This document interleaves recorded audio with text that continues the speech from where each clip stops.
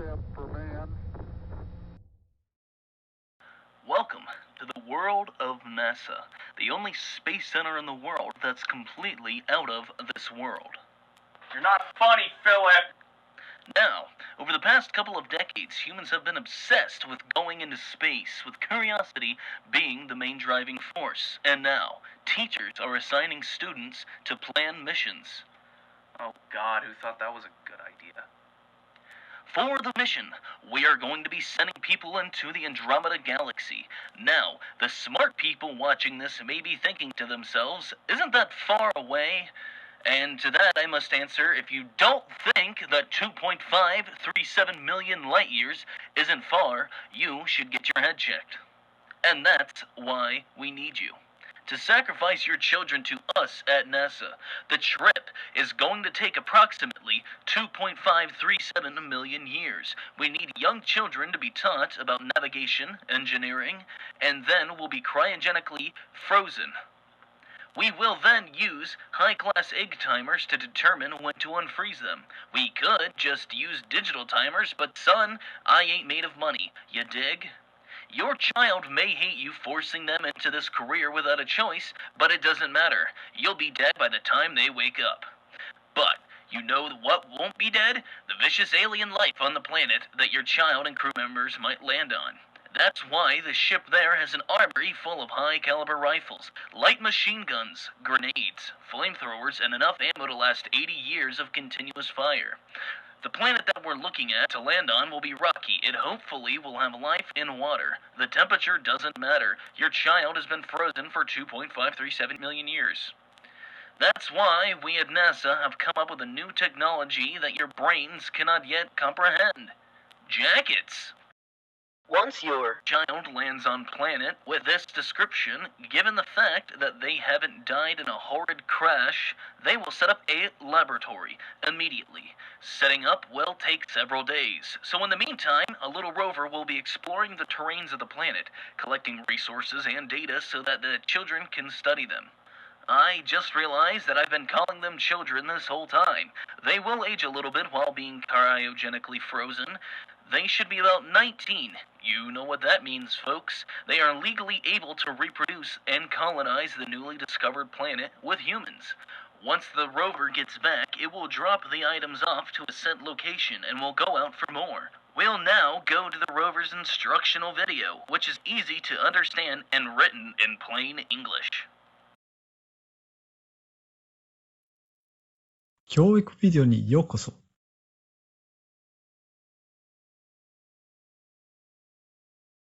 これは我々がミッションのために使っているローバーです。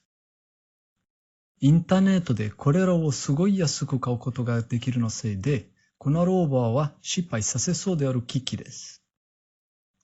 我々はローバーを動かすためにバッテリーを使うつもりでした。しかし、アダム君はイナル方法を選びました。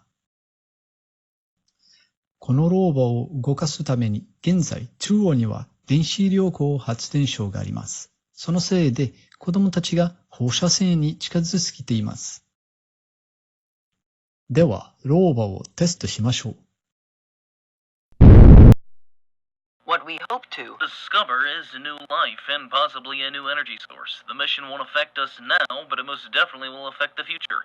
If the Earth eats it, as it is said to be going to do, it will help to keep humans alive after global warming causes the Earth to flood. Hey, it's me, Philip. I've worked on a couple games in the past, one being a game where the Earth floods due to global warming, so I should know about something like that. Now listen, if all the ice on the Earth melted into the oceans, all of the major continents would still be mostly above water. So a water world on Earth is not necessarily possible. That would require cessation of tectonic plates and millions of years of erosion, which won't happen by the time the oceans boil off due to the sun's increasing luminosity. In other words, don't worry about the Earth flooding. We'll all burn up by the time that happens. In the event that Earth is still striving in 2.537 million years, we'd need a way to communicate with ground control.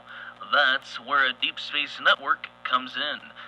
Everyone knows what an internet router is. Most people know how an internet router works. Some people know what an internet repeater is. I'm not explaining it to you. The DSN is a collection of radio antennas. Over time, we'll release a bunch of those antennas, and they will act as repeaters to extend the signal. How do we know when to release them? More egg timers, of course. The rover is named HAL 4000. To avoid AI interference, he will not be able to open the bay doors. And, let's see, number 11. Ah, yes. We will be using Duracell batteries to power the spacecraft. They are the #1 trusted brand of batteries, and they have the longest lasting battery life. They are lightweight and cheap. Will we have enough? The answer's no. And what risks are associated with your mission? Child endangerment and potential lawsuits. How big will your space shuttle need to be?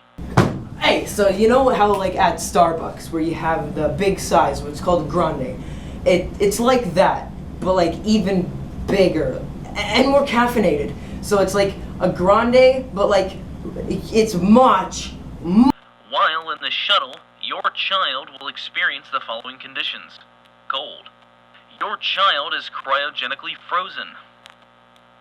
Number 15. How will we navigate? And the final question is whether or not your child is coming home from the mission. No, they aren't. That is why it's called a sacrifice. Plus, you're going to be dead. And your house was either torn down or rented to a 76-year-old man named Jabowski and his husband, Rampant Dre. Now, one last time. Sacrifice the children. Sacrifice the children. Sacrifice the children. Sacrifice the children. Sacrifice the children. Sacrifice.